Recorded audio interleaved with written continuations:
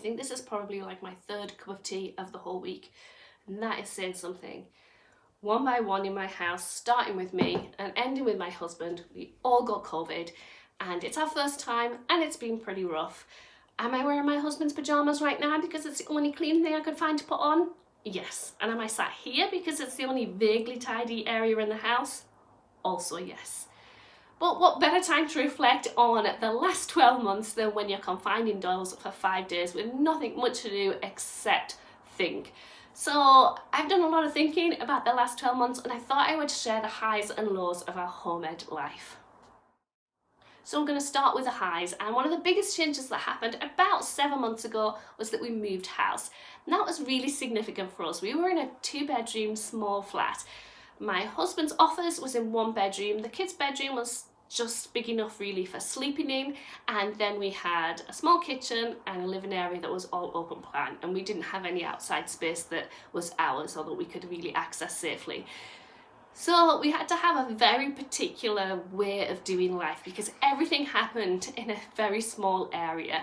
My work, the kids' activities, crafts, cooking, cleaning, eating, watching TV, relaxing, all of that happened. All the kids playing, everything all happened in a very small space. If you think of the size of kind of the average rug, that's kind of the space that we had open in there that we could all access.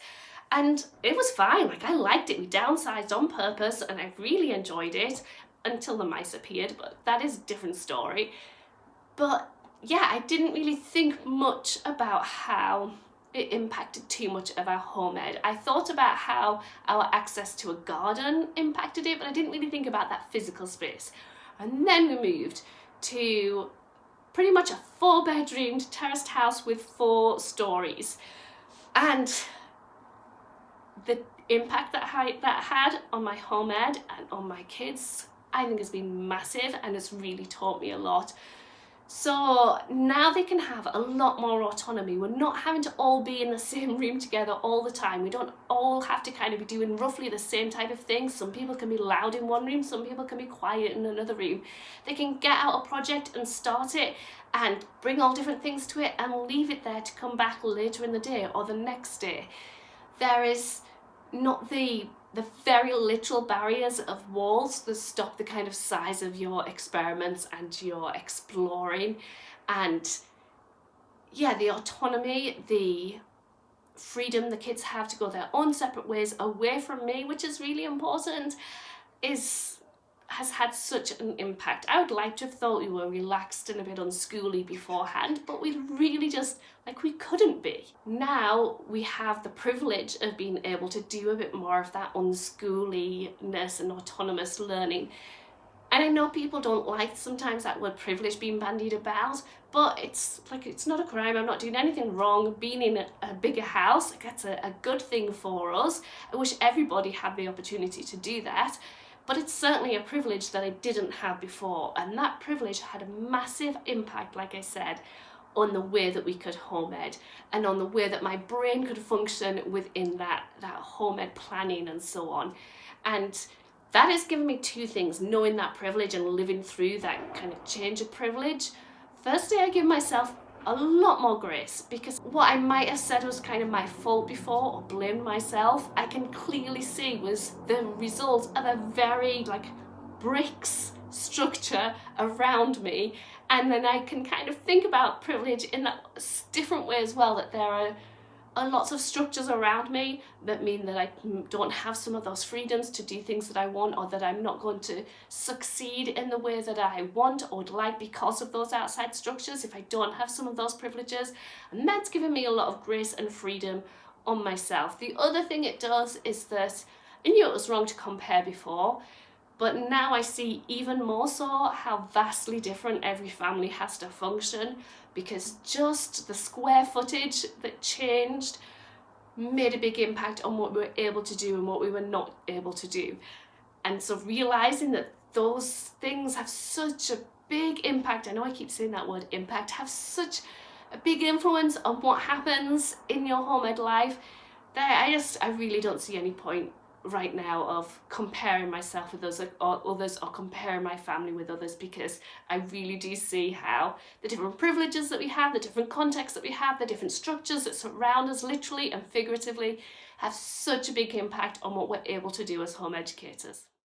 Another high of the year was this kind of magical thing that I'd heard about, dreamed about, and that finally happened for my family, was when reading clicked for my oldest kid. And I find the whole concept of like when kids are able to read a little bit vague and wishy-washy, because what does it mean? Does it mean they can just read words like ka'ata? Does it mean that they read chapter books on their own? Does it mean that they can understand everything that they're reading and discussing? It's so vague. But I literally saw that moment that I've heard people talk about of reading clicking for my then 7-year-old. One day he was just like, he loved being read to, he loved talking about stories, and he could read, but he wasn't just that much bothered about it. It didn't really just like, it wasn't on his horizon at all. And then literally one day, because we had the right book at the right time and he was ready for it, and because I acted like I wasn't that bothered about what he was doing, it just clicked. Like he went from being whatever, indifferent about reading, to reading, staying up all night, finishing whole books, being really proud of himself doing that, being really excited and talking about the different characters in this book, telling me how like he just imagines it in his head with pictures, and just going on and on about it, getting excited about when the next book comes out. And it was a little change of a one day, and it happened by accident because we went on a day trip. We went into a library to just have a bit of a quiet moment. He saw a free bookmark, and we love free stuff in our family, so we got a few free bookmarks, and there was a picture on the bookmark that we looked at and that went to a website that recommended a book. And that kind of series of accidental events made things click. And it was, I've always tried to keep my desire for my kids to be like enthusiastic readers. I've tried to keep it locked down, because I don't think that everyone has to be able to read novels every night or needs to be as into books as I was. But I have such fond memories of when I was a kid of staying up all night reading books, and I used to just get so invested in them. I'd be sobbing over them. I'd be like, sometimes the way that I talked changed because I've been reading these type of books so much, and it just opened up a whole world for me, and I love it so much. And even though I don't get to do it enough now, it's something that's really precious for me and that I really want for my kids. Now it might not happen, they might not be that bothered about books, but it was really magical to see that happen, and for it to keep going now for 5 more months afterwards, and realising that that thing that people talk about, like, oh, it just clicked for them one day, seeing it in action was amazing. Another thing that clicked for me this year was something that I knew already and could like talk the talk about, but I don't think I really got it on a deep foundational level. And that's the idea of kind of going deeper in understanding rather than wider in our knowledge. I spent a lot of the early years of home educating. I'm still really in the early years, but you know what I mean, at the beginning of my home ed journey, I spent a lot of time thinking about what my kid needed to learn. And even before kids, I would be a little bit judgy if I thought, that's like, young kid doesn't know the alphabet yet, they can't count to 20. I asked them what that shape was and they didn't know. Or I'd even think like, oh, what facts do my kids need to learn? And I would make little like memory books of the continents and capitals of the world and whatever it might be, because I don't know, it just felt like a satisfying thing to be able to see in my kids. If they knew those things, then I felt, I guess, the satisfaction of that as some kind of success. Even though I would have said like, yeah, I want my kids to really understand skills and I want them to like know deeply about things rather than just speed through everything. But it wasn't until my third kid that I really started to like live that properly. My youngest kid is 3, and I've done activities for him in terms of like he likes to join in, so I'd rather him just go and play with different things of his own accord, but he wants to sit down and do things. So we've got a few things going for him, but I haven't sat like I wish I hadn't, but that I had sat with my other thought about with my other kids, like what should be learning, and having a literal list of things that we'd work through. And he's 3, and the number 3 and all of its different connotations, he is starting to know inside out.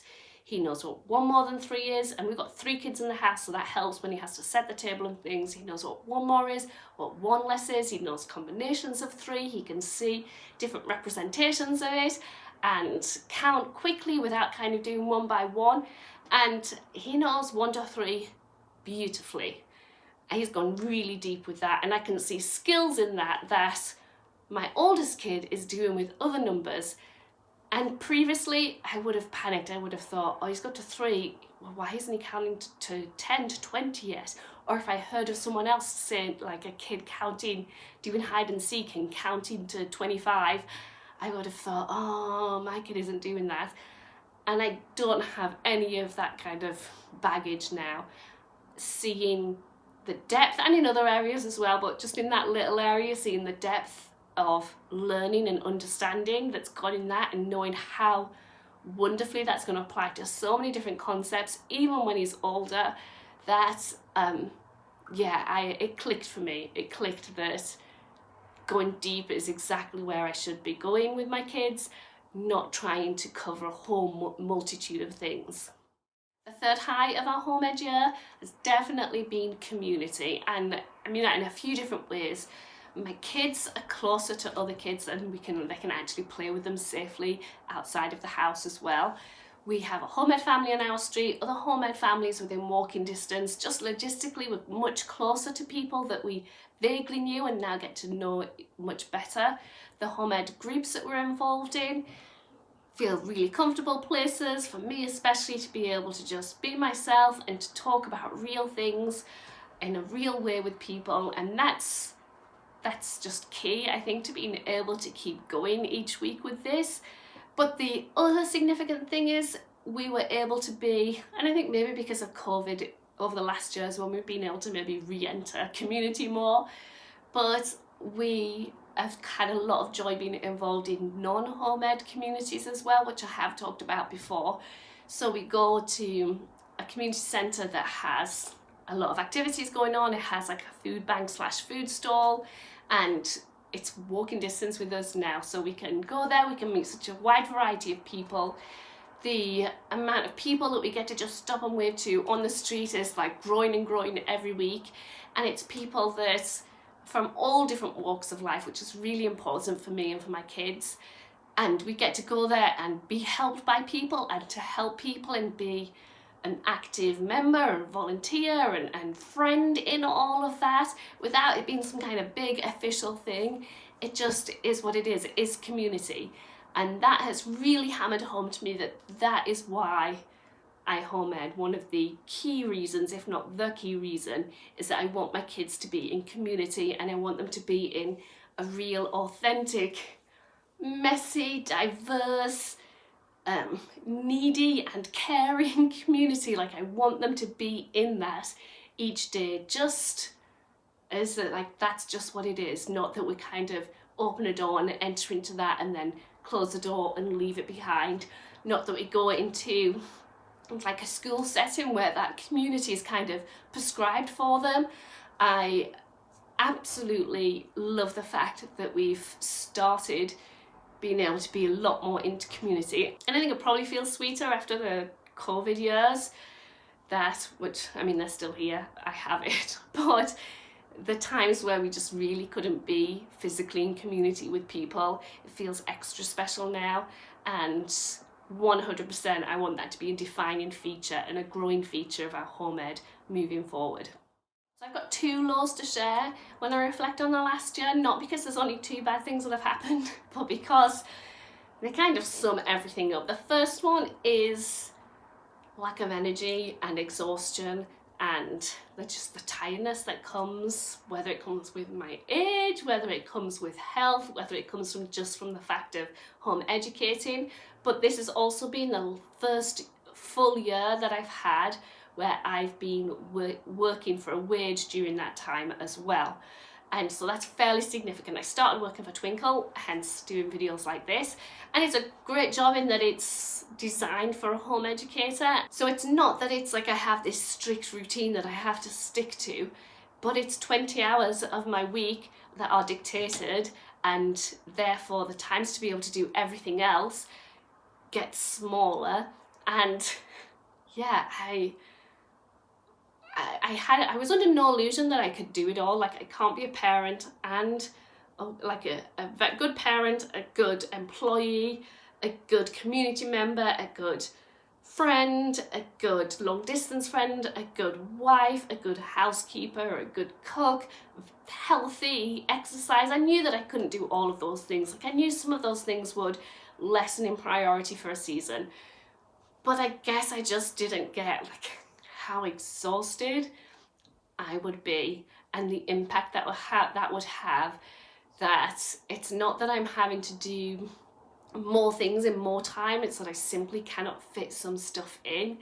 And the things that I can't fit in, or that I have like just be put to one side, is housework and laundry and dishes and things like that. Like, we do what we have to do to be able to be as close to functional as possible, but I never ever get to that point of, okay, the house is tidy and stuff is done. And yeah, it is not like mother ready at all, ever, even when my mother visits.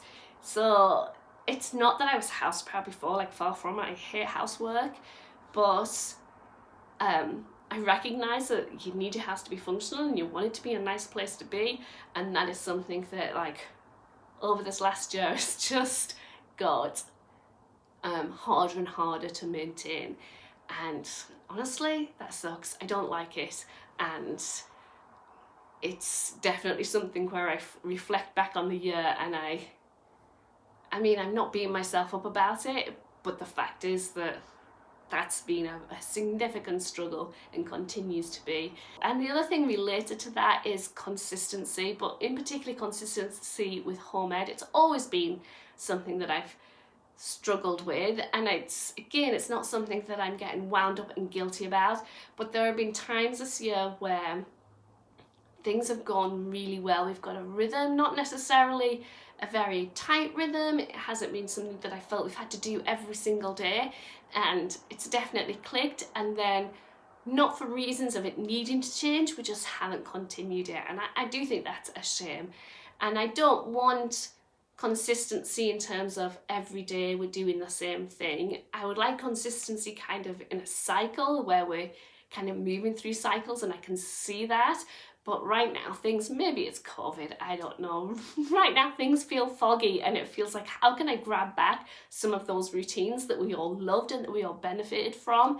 And how can I have consistency that's wrapped up with compassion, without feeling that I've constantly be having to like run and chase my tail, because I just don't have the energy for that.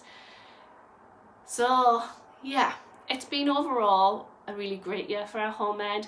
I've started to trust myself a little bit more, and trust my kids a little bit more, and trust the process more. It's been a good year. It's still been a hard year, and let's see what the next 12 months bring. I'll see you in 12 months maybe, if Twinkl let me keep this job.